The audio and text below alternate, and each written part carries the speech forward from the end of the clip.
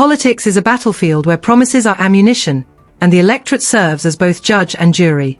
The latest budget unveiled by the Labour government under Rachel Reeves and Keir Starmer is a glaring testament to the betrayal of trust that has plagued modern politics.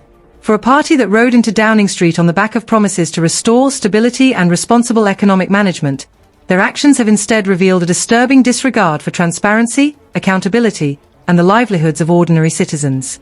Let us not mince words. This budget is an unmitigated disaster. A staggering £74 billion in increased spending paired with £41 billion in tax hikes is not just a slap in the face to voters but a reckless gamble with the nation's financial stability. It is the largest tax-raising budget since 1993, yet it was nowhere to be found in Labour's manifesto. The question is simple. Where was any indication of this fiscal monstrosity during the election campaign? It isn't just that Labour has chosen to renege on their promises, it's the sheer audacity with which they have done so. Starmer's Labour ascended to power not because of overwhelming public support but because the electorate had grown weary of the Conservative Party's dysfunction. Labour was handed the keys to number 10 by default, not by choice. Voters hoped for an alternative, a government that would prioritise prudence and fairness. Instead, they have been handed a budget so bloated with tax and spend measures that it almost feels like a parody of everything Labour critics have warned about for decades. The British people didn't vote for this. They didn't vote for fiscal irresponsibility disguised as progress. The justification for these measures, as presented by Rachel Reeves, is laughable.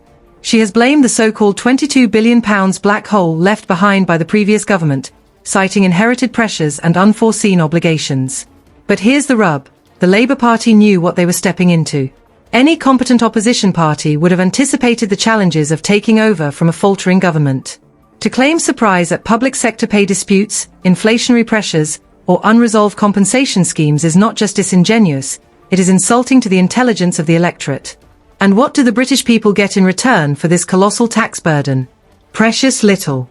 The Labour Party's spending spree has been squandered on poorly thought-out initiatives that do nothing to address the root causes of economic stagnation. Consider the £22.3 billion allocated to junior doctors and nurses in the NHS.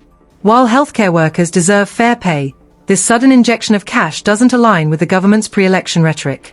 Labour repeatedly dismissed the idea that funding alone could fix the NHS, promising instead to focus on growth and structural reform. Now, they've done precisely the opposite, throwing money at the problem without any clear strategy for improvement. It's a band-aid on a bullet wound, and the public sees right through it. Speaking of broken promises, remember Labour's tough talk about making the rich pay their fair share? That narrative has gone up in smoke faster than Reeves can shuffle her budget papers. Labour's newfound coziness with non-domiciled taxpayers, individuals who use loopholes to avoid paying full taxes in the UK, is a betrayal of their working-class base. The same government that has squeezed families with relentless tax hikes is now bending over backward to accommodate the wealthy. It's hypocrisy at its finest and a glaring indicator of a party more concerned with optics than principles. Labour's economic strategy, or lack thereof, is equally damning. Starmer and Reeves have touted infrastructure investment as the cornerstone of their growth agenda. But their approach is riddled with contradictions. Take their proposed planning reforms, which limit legal challenges to major development projects. While this might sound like a pragmatic move to streamline growth, it has infuriated environmentalists and local communities. Labour has managed to alienate both those who care about sustainability and those who value local autonomy, a political blunder of monumental proportions. And then there's the issue of trust. Labour's credibility is crumbling under the weight of its own contradictions. Every flip-flop, every broken promise, every poorly executed policy chips away at the public's faith in their ability to govern. Starmer's leadership, once hailed as a beacon of competence and stability, now looks more like a house of cards teetering on the edge of collapse. His indecisiveness on Brexit, his fumbling of the housing crisis, and now this budget debacle paint a picture of a leader who is out of his depth. The electorate is beginning to see through the facade, and the consequences could be catastrophic for Labour's electoral prospects. Make no mistake, the stakes are high. Labour's mismanagement is not happening in a vacuum. This budget is just one chapter in a broader story of political ineptitude that threatens to derail their entire administration. The internal divisions within the party are growing louder, with whispers of discontent among MPs and potential leadership challenges on the horizon. Starmer's grip on his party is slipping, and it's only a matter of time before the cracks become too big to ignore. History has shown us that trust, once lost, is almost impossible to regain. Labour is now learning this lesson the hard way. The public feels betrayed, and rightly so. They were promised stability and got chaos. They were promised responsible governance and got fiscal recklessness.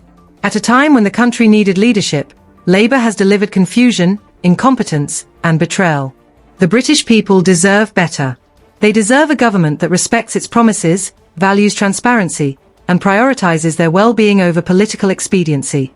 Labour has squandered the opportunity handed to them by the electorate. If Starmer and Reeves cannot course-correct, and fast, they may find themselves ushered out of power as unceremoniously as they entered it. The clock is ticking, and the patience of the British public is wearing thin.